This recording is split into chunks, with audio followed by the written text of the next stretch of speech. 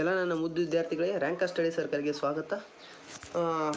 ಈ ವಿಡಿಯೋನ ನೋಡಲು ಬಂದವರು ಏನು ಮಾಡಿರಿ, ವಿಡಿಯೋನ ಲೈಕ್ ಮಾಡಿ ಮತ್ತು ಈ ಚಾನಲ್ನ ಸಬ್ಸ್ಕ್ರೈಬ್ ಮಾಡ್ಕೊಳ್ಳಿ ಅಂತ ಹೇಳ್ತಾ ಈ ವಿಡಿಯೋನ ಕೊನೆವರೆಗೂ ನೋಡಿ. ಯಾಕಂತಂದರೆ ಈ ಸೀರೀಸ್ನಲ್ಲಿ ಬರ್ತಕ್ಕಂಥ 4ನೇ ವಿಡಿಯೋ ಇದಾಗಿದೆ. ಇದರಲ್ಲಿ ನಾವು ಅಧ್ಯಾಯ 4 ಪ್ರಾಚೀನ ಯುಗ 4.1 ಅದರಲ್ಲಿ ಬರ್ತಕ್ಕಂಥ ವೈದಿಕ ಸಂಸ್ಕೃತಿಯ ಬಗ್ಗೆ ನಾವು ಕ್ವಶನ್ಗಳನ್ನು ನೋಡ್ಕೊಂಡು ಹೋಗೋಣ. ಇದು ತುಂಬ ಇಂಪಾರ್ಟೆಂಟ್ ಆಗಿರ್ತಕ್ಕಂಥ ವಿಡಿಯೋ ಆಗಿದೆ. ಇದರಿಂದ 1-2 ಅಂಕದ ಪ್ರಶ್ನೆಗಳು ಬರುವಂಥ ಚಾನ್ಸಸ್ ಜಾಸ್ತಿ ಇದೆ. ಅದಕ್ಕೋಸ್ಕರ ಇದನ್ನು ಕೊನೆವರೆಗೂ ನೋಡ್ಕೊಳ್ಳಿ ಮತ್ತು ಈ ವಿಡಿಯೋನ ಲೈಕ್ ಮಾಡಿ, ಸಬ್ಸ್ಕ್ರೈಬ್ ಮಾಡಿ, ಶೇರ್ ಮಾಡಿ, ಬೆಲ್ ಐಕಾನನ್ನು ಒತ್ತಿ ಅಂತ ಹೇಳ್ತಾ ಈ ವಿಡಿಯೋನ ಸ್ಟಾರ್ಟ್ ಮಾಡೋಣ. ಈ ವಿಡಿಯೋನ ಕೊನೆವರೆಗೂ ನೋಡೋದನ್ನು ಮರಿಬೇಡಿ, ಕೊನೆವರೆಗೂ ನೋಡಿ. ಅದರಿಂದನೇ ನಿಮಗೆ ತುಂಬ ಇಂಪಾರ್ಟೆಂಟ್ ಆಗಿರ್ತಕ್ಕಂಥ ಮಾಹಿತಿಗಳು ಮತ್ತು ಕ್ವಶನ್ಗಳು ಸಿಗುತ್ತೆ. ಇನ್ನು ನೆಕ್ಸ್ಟು ನಾವು ಪ್ರಥಮ ಕಡೆಗೆ ಹೇಳಬೇಕಂದ್ರೆ ಮಲ್ಟಿಪಲ್ ಚಾಯ್ಸ್ ಕ್ವಶನ್ಗಳಿಗೆ ಹೋಗೋಣ. ಇದರಲ್ಲಿ ಆರ್ಯಪದದ ಅರ್ಥವನ್ನು ಕೇಳಿದ್ದಾರೆ. ಆರ್ಯಪದದ ಅರ್ಥದಲ್ಲಿ ಆಪ್ಷನ್ 1 ಕುಲೀನ ಅಂತ ಆಗುತ್ತೆ, ಆಪ್ಷನ್ 2 ಒಡೆ ಅಂತ ಆಗುತ್ತೆ, ಆಪ್ಷನ್ 3 ಕೃಷಿ ಅವಲಂಬಿತ ವ್ಯಕ್ತಿ, ಅಥವಾ ಆಪ್ಷನ್ ಡಿ ಮೇಲಿನ ಎಲ್ಲವೂ ಅಂತ ಕೇಳಿದ್ದಾರೆ. ಇಲ್ಲಿ ಆರ್ಯಪದದ ಅರ್ಥ ಏನಂದರೆ ಇವು ಮೇಲಿನ ಎಲ್ಲವೂ ಕೂಡ ಏನಾಗಿವೆ, ಆರ್ಯಪದದ ಅರ್ಥವನ್ನು ಹೇಳ್ತವೆ. ಕುಲೀನ ಅನ್ನೋದು ಕೂಡ ಆರ್ಯಪದದ ಅರ್ಥವನ್ನು ಹೇಳ್ತವೆ, ಒಡೆ ಅನ್ನೋದು ಕೂಡ ಆರ್ಯಪದದ ಅರ್ಥವನ್ನು ಹೇಳುತ್ತೆ, ಕೃಷಿ ಅವಲಂಬಿತ ವ್ಯಕ್ತಿ ಅನ್ನೋದು ಕೂಡ ಆರ್ಯಪದದ ಅರ್ಥವನ್ನು ಹೇಳುತ್ತೆ ಅನ್ನೋದನ್ನು ನಾವು ಹೇಳ್ಬೋದು. ಇನ್ನು ನೆಕ್ಸ್ಟು 2ನೇ ಕ್ವಶನ್ ಕಡೆ ನಾವು ಹೋಗೋಣ. 2ನೇ ಕ್ವಶನು ವೇದ ಎಂಬ ಶಬ್ದವನ್ನು ಈ ಶಬ್ದದಿಂದ ಪಡೆಯಲಾಗಿದೆ. ಅಂದರೆ ಆ ಶಬ್ದ ಯಾವುದಂದರೆ ವಿದ್ಯೆ ಎಂಬ ಶಬ್ದವಾಗಿದೆ. ಇನ್ನು ನೆಕ್ಸ್ಟ್ ನಾವು ವೇದ ಎಂದರೆ ಏನಂತ ಕೇಳಿದರೆ, ವೇದ ಎಂದರೆ ಜ್ಞಾನ ಅಂತ ನಾವು ಹೇಳ್ಬೋದು. ಇನ್ನು ನೆಕ್ಸ್ಟು ಪ್ರಥಮ ವೇದ ಯಾವುದಂದರೆ ಋಗ್ವೇದ. ಇದೆಲ್ಲರಿಗೂ ಗೊತ್ತಿರತಕ್ಕಂಥ ಕ್ವಶನ್ ಆಗಿದೆ.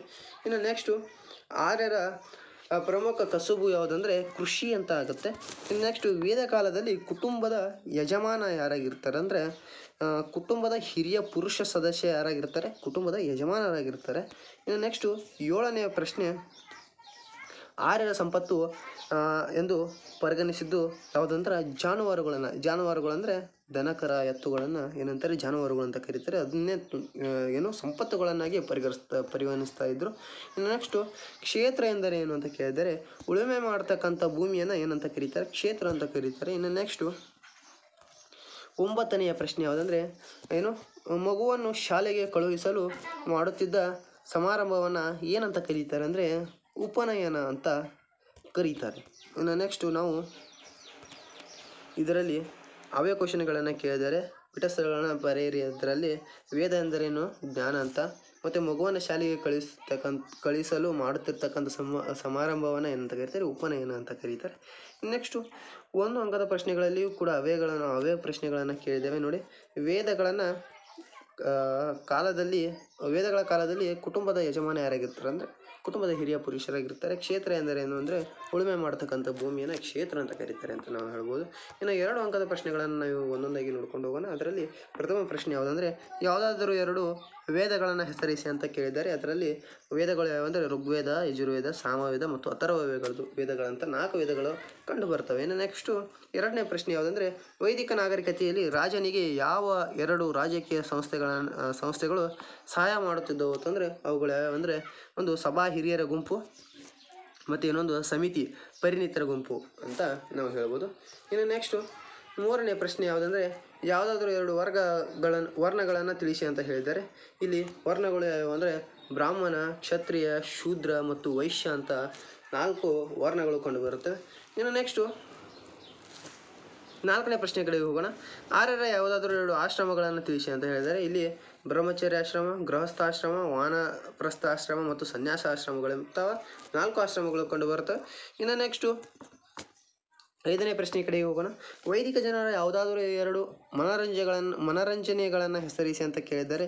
ಇಲ್ಲಿ ಯಾವ ಮನರಂಜನೆಗಳನ್ನು ಅಂದರೆ ರಥ ಓಡಿಸ್ತಕ್ಕಂಥ ಸ್ಪರ್ಧೆಗಳನ್ನು ಏರ್ಪಡಿಸ್ತಾ ಇದ್ರು, ಇನ್ನು ಕುದುರೆ ಓಡಿಸ್ತಕ್ಕಂಥ ಸ್ಪರ್ಧೆಗಳನ್ನು ಏರ್ಪಡಿಸ್ತಾ ಇದ್ರು, ಸಂಗೀತ ಮತ್ತು ನೃತ್ಯಗಳನ್ನು ಏರ್ಪಡಿಸ್ತಾ ಇದ್ರು ಮತ್ತು ಜೂಜನ್ನು ಆಡ್ತಾ ಇದ್ರು ಅನ್ನೋದು ಈ ಪ್ರಶ್ನೆ ಉತ್ತರವಾಗಿದೆ.